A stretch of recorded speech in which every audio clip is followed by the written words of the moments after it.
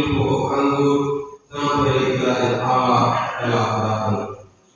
Lalu Yesus mengambil roti, mengucap syukur, memecah-mecahnya, dan memberikannya kepada mereka seraya berkata, Inilah tubuhku yang diserahkan bagi kamu. Perbuatlah ini untuk mengenang aku. Ini adalah perjanjian baru oleh aku yang ditumpahkan bagiku. Tetapi lihat, tangan orang yang menjelaskan aku ada bersama aku di meja ini. Sebab anak manusia memang akan pergi seperti yang telah dikatakan, akan tetapi siapalah orang yang olehnya ia diserahkan. Lalu mulailah mereka mempersoalkan siapa di antara mereka yang akan berbuat demikian.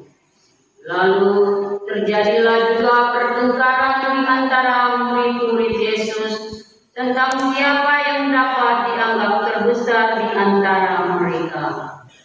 Yesus berkata kepada mereka, Raja-raja para bangsa, pemerintah rakyatnya, dan orang-orang yang menjalankan kuasa atas mereka disebut pelindung. Tetapi janganlah pelindung di antara kamu, yang terbesar di antara kamu, hendaklah menjadi sebagai yang paling muda, dan yang pemimpin menjadi pelayan. Sebab siapakah yang lebih besar, yang duduk makan atau yang melayani, bukanlah dia yang lebih besar, tetapi aku ada di tengah-tengah kamu sebagai pelayan. Kamulah yang tetap tinggal bersama-sama aku dalam segala keuntungan. Maka aku menentukan bahtaka kerajaan bagi kamu, sama seperti Bapakku menentukannya bagiku. Kamu akan makan dan minum semeja dengan aku di dalam kerajaanku, dan kamu akan duduk di atas tahta untuk menghakimi kedua-dua suku. Kemudian Yesus berkata kepada Petrus, Simon, Simon, lihat, iblis telah menuntut untuk menampilkan kamu seperti kamu. Tetapi aku telah berdoa untukmu, supaya imanmu jangan gugur. Dan jikalau engkau sudah insaf, kuatkanlah saudara-saudaramu. jawab Petrus, Tuhan, aku bersedia masuk penjara dan mati bersama-sama dengan Engkau. tetapi Yesus berkata, Aku berkata kepadamu, Petrus, hari ini ayam tidak akan berkokok sebelum engkau 3 kali menolak aku. berkata kepada semua rasul, Ketika aku mengutus kamu dengan menjaga pundi-pundi, bekal dan batu, adakah kamu kekurangan apa-apa? Suatu pun tidak. katanya kepada mereka, Tetapi sekarang ini, siapa yang mempunyai pundi-pundi, hendaklah ia membawanya. Demikian juga yang mempunyai bekal, dan siapa yang tidak mempunyai, hendaklah ia menjual sesuatu dan membeli pedang. Sebab aku berkata kepada kamu, bahwa naskah kitab suci ini harus digenapi padaku. Ia akan berhitung di antara kedua-duanya. Sebab apa yang tertulis tentang aku sedang digenapi. kata mereka. Tuhan, ini ada 2 pedang. Jawabnya, Sudah cukup. lalu pergilah Yesus keluar kota, dan sebagaimana biasa ia menuju Bukit Zaitun. Murid-muridnya juga mengikuti dia. Setelah tiba di tempat itu, ia berkata kepada mereka, Berdoalah supaya kamu jangan Kemudian Yesus menjauhkan diri dari mereka, kira-kira seperlembar batu jaraknya. Di sana ia berlutut dan berdoa, katanya, "Ya Bapa-Ku, jika Engkau mau, ambillah daun ini daripadaku. Tetapi bukanlah kehendakku, melainkan kehendak-Mu lah yang hendaknya terjadi." Maka seorang malaikat dari langit menampakkan diri untuk memberi kekuatan kepadanya. Yesus sangat ketakutan dan makin bersungguh-sungguh berdoa. Peluhnya menjadi seperti titik-titik darah yang bertetesan di tanah. Lalu ia bangkit dari doanya dan kembali kepada murid-muridnya. Tetapi ia mendapati mereka sedang tidur karena duka cita. Katanya kepada mereka, "Mengapa kamu tidur? Bangunlah dan berdoalah, supaya kamu jangan jatuh ke dalam pencobaan."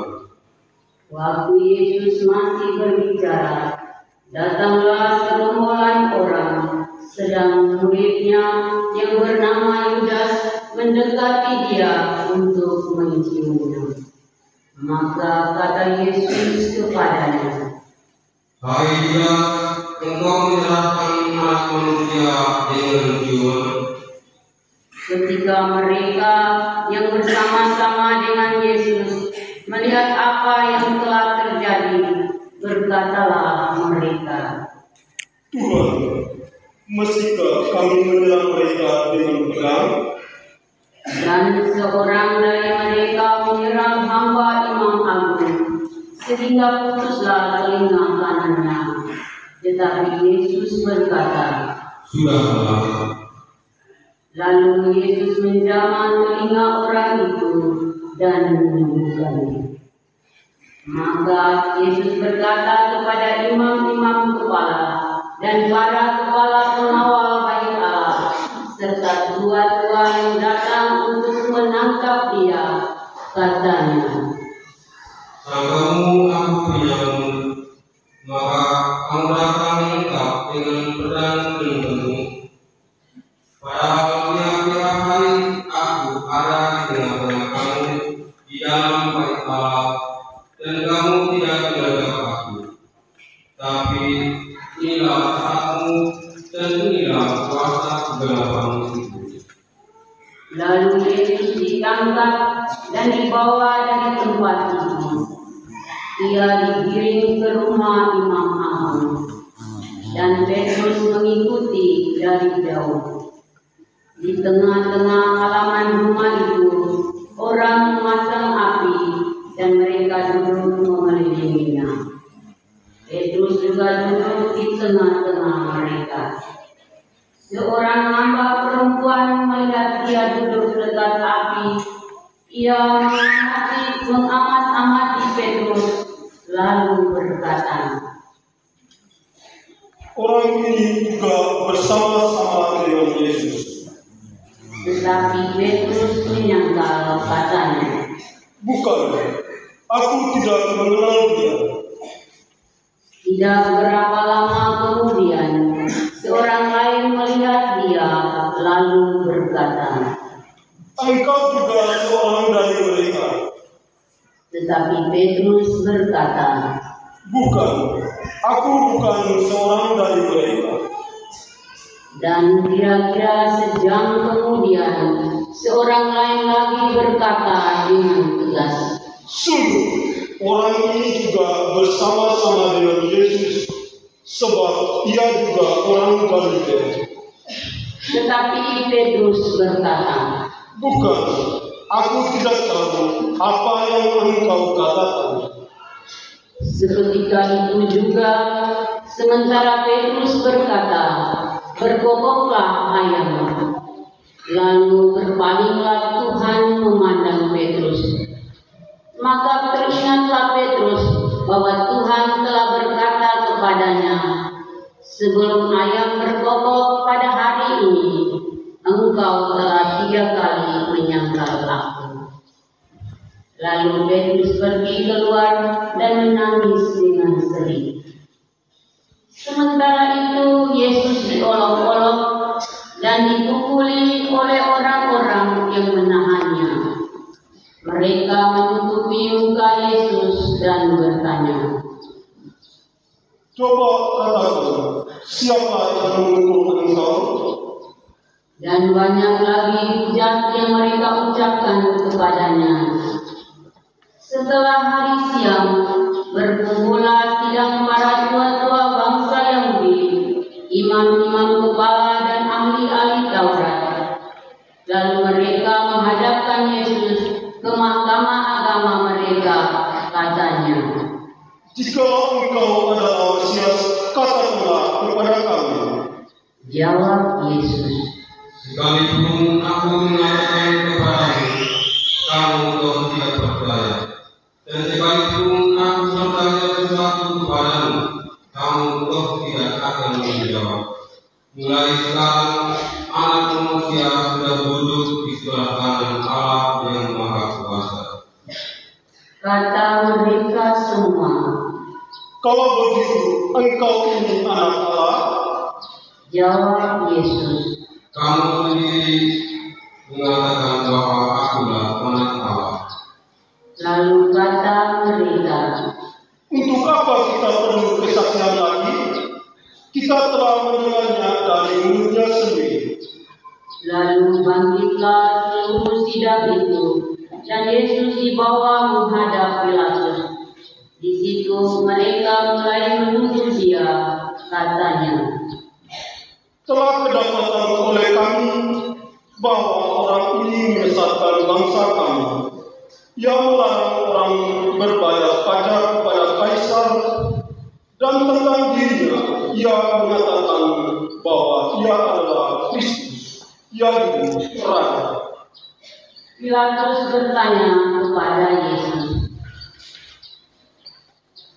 "Benarkah engkau raja orang Yahudi?"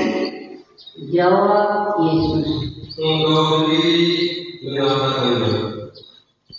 kata Pilatus kepada imam-imam kepala dan seluruh orang banyak itu, "Aku tidak menemukan kesalahan apapun pada orang ini." tetapi mereka makin kuat mendesak, katanya, Ia menghasut rakyat dengan ajarannya di seluruh Yudea. Ia mulai di Galilea dan kini sudah sampai di sini. Ketika Pilatus mendengar itu, ia bertanya, apakah Yesus itu seorang Galilea? Dan ketika tahu bahwa Yesus seorang dari wilayah Herodes, Pilatus mengirim dia menghadap Herodes yang pada waktu itu ada juga di Yerusalem. Ketika melihat Yesus, Herodes sangat girang. Sudah lama dia ingin melihat Yesus, karena dia sering mendengar tentang dia. Lagi pula ia berharap dapat melihat bagaimana Yesus mengadakan suatu tanda. Ia mengajukan banyak pertanyaan kepada Yesus, tetapi Yesus tidak memberi jawaban apapun. Sementara itu, imam-imam kepala dan ahli-ahli Taurat maju ke depan dan melontarkan tuduhan-tuduhan yang berat kepada Yesus. Maka mulailah Herodes dan pasukannya menista serta mengolok-olok Yesus. Ia mengenakan jubah kebesaran kepada Yesus, lalu mengirim dia kembali kepada Pilatus. Dan pada hari itu juga bersahabatlah Herodes dan Pilatus yang sebelumnya bermusuhan. Lalu Pilatus mengumpulkan imam-imam kepala serta rakyat dan berkata kepada mereka, "Kamu telah membawa orang ini kepadaku sebagai seorang yang menyesatkan rakyat. Kamu lihat sendiri bahwa aku telah memeriksanya, dan dari kesalahan-kesalahannya yang kamu tuduhkan kepadanya, tidak ada yang mendapati padanya. Herodes pun tidak menemukan kesalahan padanya, sehingga ia mengirim dia kembali kepada kamu. Sungguhnya tidak ada suatu apapun yang dilakukannya yang setimpal dengan hukuman mati. Jadi aku akan menghajar dia lalu melepaskannya. Sebab Pilatus wajib melepaskan seorang tahanan bagi rakyat pada hari raya itu. Tetapi mereka berteriak bersama-sama, "Enalah dia, lepaskanlah Barabas bagi kami." Barabas ini dimasukkan ke dalam penjara berhubung dengan suatu pemberontakan yang telah terjadi di dalam kota dan karena pembunuhan. Sekali lagi Pilatus berbicara dengan suara keras kepada mereka karena ia ingin melepaskan Yesus.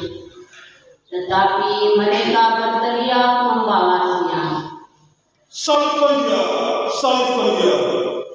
Kata Pilatus untuk ketiga kalinya kepada mereka. Kejahatan apa yang sebenarnya telah dilakukan orang ini? Tidak ada suatu kesalahan pun yang kudapat padanya yang setimpal dengan hukuman mati. Jadi aku akan menghajar dia lalu melepaskannya. Tetapi dengan berteriak mereka mendesak dan menuntut supaya Yesus disalibkan. Akhirnya mereka menang dengan teriakan mereka. Lalu Pilatus memutuskan supaya tuntutan mereka dikabulkan.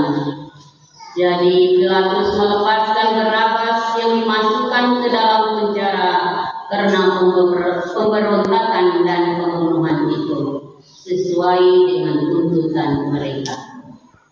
Ketika membawa Yesus untuk disalibkan, para serdadu menahan seorang yang bernama Simon dari Kirene yang baru datang dari luar kota, lalu meletakkan salib Yesus di atas bahunya supaya ia memikul sambil mengikuti Yesus. Sejumlah besar orang mengikuti Yesus, di antaranya banyak perempuan yang menangisi dan meratapi dia. Yesus berpaling kepada mereka dan berkata, "Hai putri-putri Yerusalem, janganlah kamu menangisi aku, melainkan tangilah dirimu sendiri dan anak-anakmu.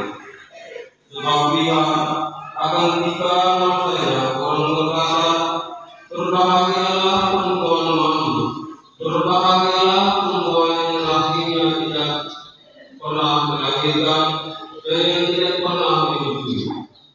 Maka orang akan mulai berkata kepada gunung-gunung, runtuhlah demi kami, dan kepada bukit, timbullah kami. Sebab jikalau orang berbuat demikian kepada kayu hidup, apakah yang akan terjadi dengan kayu kering?" Bersama Yesus digiring juga dua orang lain, yaitu dua penjahat, untuk dihukum mati bersama-sama dengan dia. Ketika mereka sampai di tempat yang bernama Tengkorak, mereka menyalibkan Yesus di situ. Kecuali Yesus, disalibkan juga kedua orang penjahat itu, yang seorang di sebelah kanan, yang lain di sebelah kirinya. Ketika bergantung di salib, Yesus berkata, "Ya Bapa, ampunilah mereka, sebab mereka tidak tahu apa yang mereka perbuat." Dan mereka membuang undi untuk membagi pakaian Yesus. Orang banyak berdiri di situ dan melihat semuanya. Pemimpin-pemimpin mengejek Yesus, katanya, Orang lain yang selamat Biarlah sekarang ia menyelamatkan dirinya sendiri jika ia benar-benar Mesias, orang yang dipilih Allah. Juga prajurit-prajurit mengolok-olok dia. Mereka menunjukkan anggur asam kepadanya dan berkata, "Jika engkau raja orang Yahudi, selamatlah dirimu."